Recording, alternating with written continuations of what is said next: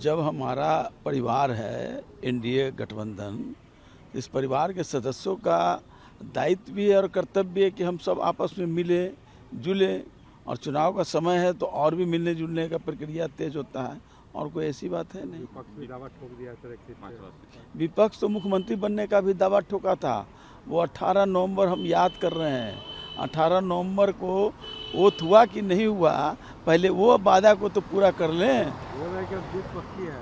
हाँ, उस समय भी मुख्यमंत्री पक्का था।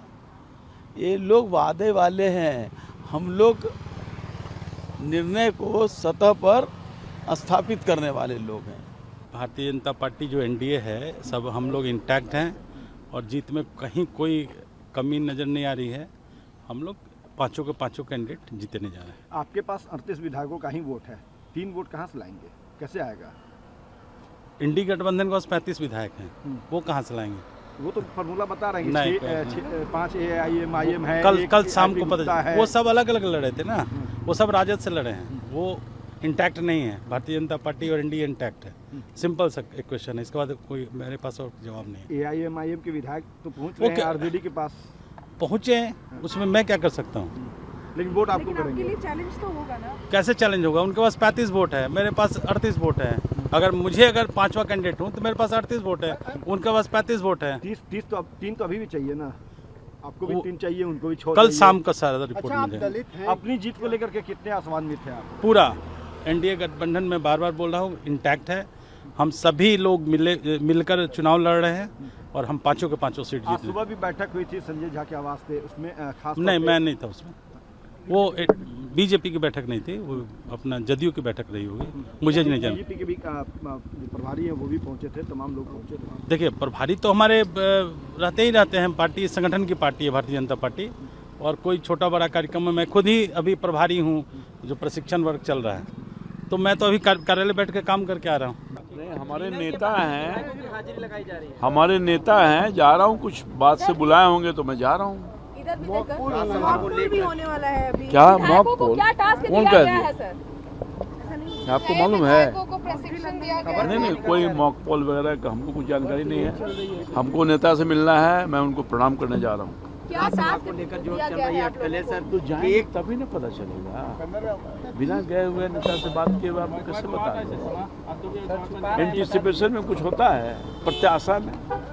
आखिर क्या बुलाएंगे, कुछ बात करनी है आपसे। अलग-अलग जगहों पे एनडीए बैठक कर रही है क्या? क्योंकि आज 5 का 5 भारी बहुमत से हमारे उम्मीदवार जीतेंगे।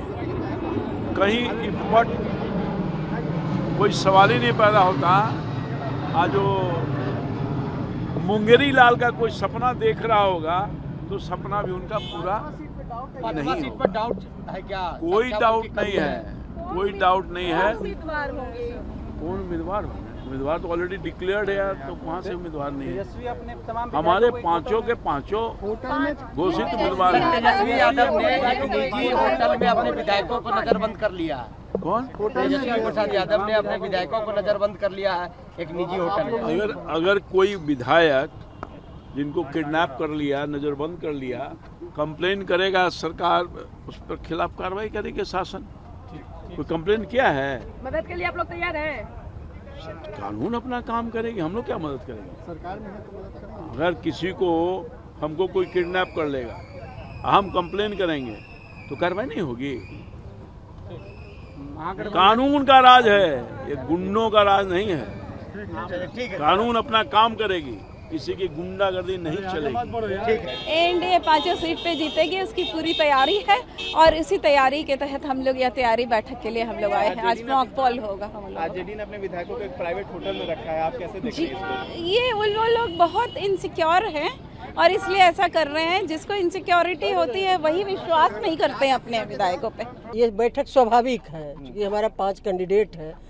एनडीए के जितने भी घटक दल हैं सभी का बैठक हो रहा है। चुनावी प्रक्रिया के विषय में बताया जा रहा है, कैसे क्या करना कैसे क्या करना है, तो वही बताया जा रहा है। कौन किनको वोट देंगे, कैसे, क्योंकि मान इस बार हमारे बहुत सारे नए विधायक भी जीत के आए हैं, जो कभी वोटिंग नहीं किए हैं, इस तरह का। तो ये पूरी प्रक्रिया समझाने के लिए कैसे क्या करना है, किनको कौन कैंडिडेट को कौन वोट देंगे, इसी पर बैठक हो रही है। कॉन्फिडेंस है कि एकदम हम लोग किसी हमारे एनडीए में ऐसा थोड़े है कि हम लोग तो मीटिंग में जा रहे हैं, सब लोग फिर अपना काम पे लग जा रहे हैं। विपक्ष के नेता तो वहाँ नजर बंद करके रखे हैं। अब देखिए ना कितना भरोसा है, न नेता पर भरोसा है, न उनको माननीय विधायक पर भरोसा है।